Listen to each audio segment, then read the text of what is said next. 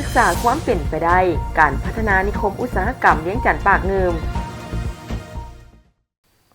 โครงการพัฒนานิคมอุตสาหกรรมเวียงจันทน์ปากเงิมจะศึกษาความเป็นไปได้18เดือนถ้าโครงการสำเร็จจะมีหลายกว่า100บริษัทมาลงทุนสามารถสร้างตำแหน่งได้ 15,000 คนกระทรวงอุตสาหกรรมและการค้าและบริษัทลงทุนพัฒนาเฟงย่าวล้าวจำกัดผู้เดียวได้มีพิธีร่วมลงนามเซ็นบทบันทึกความเข้าใจหรือ MOU เพื่อศึกษาความเป็นไปได้โครงการพัฒนานิคมอุตสาหกรรมเวียงจันทน์ปากเงิม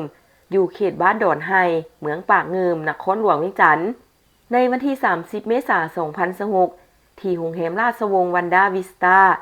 โดยเป็นเกียรติเข้าร่วมเป็นสักขีพยานของทานมาลัยทองกลุ่มสิทธิ์รัฐมนตรีกระทรวงอุตสาหกรรมและการค้า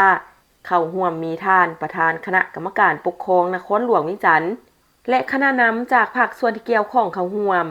ในพิธีดังกล่าวได้รับเกียรติลงนามใน MOU โดยทานจันทร์สว่างบุญยงรองรัฐมนตรีกระทรวงอุตสาหกรรมและการค้า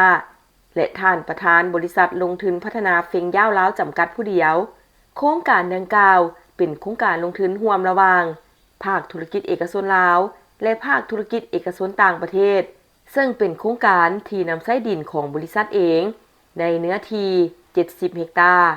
นำมาสร้างเป็นนิคมอุตสาหกรรมถือเป็นการตัดสินใจสูงและสะท้อนให้เห็นถึงมากผลของการพันขยายและจะตั้งปฏิบัติแนวทางนโยบายของรัฐบาลเว้ารวมเว้าเฉพาะแม่นการปฏิบัติตามดำรัสว่าด้วยนิคมอุตสาหกรรมฉบับเลขที่313/ลวลงวันที่6มีนาคม2025ซึ่งโครงการนี้เป็นโครงการที่4ที่ได้เซ็น MOU พัฒนานิคมอุตสาหกรรมภายหลังที่รัฐบาลได้ออกดำรัสดังกล่าวในระยะศึกษาความเป็นไปได้โครงการพัฒนานิคมอุตสาหกรรมเวียงจันทน์ปากเงิมมีอายุ18เดือนเริ่มแต่มือลงน้ำเป็นต้นไปภายหลังโครงการสำเร็จคาดว่าจะมีนักธุรกิจเข้ามาลงทุนหลายกว่า100บริษัทมีมูลค่าการพัฒนาและการลงทุนหลายกว่า165ล้านดอลลาร์สหรัฐสามารถสร้างเวียกเฮ็ดงานทำได้ 15,000 คนและมีกิจการที่ส่งเสริมให้เข้ามาลงทุนเช่นอุตสาหกรรมปรุงแต่งผลิตภัณฑ์เกษตรกรรมอุตสาหกรรมผลิตฝุ่นชีวภาพอนงคธาตุและอาหารสัตว์อุตสาหกรรมการยาและอุปกรณ์การแพทย์อุตสาหกรรมอิเล็กทรอนิกส์และอุปกรณ์ไฟฟ้า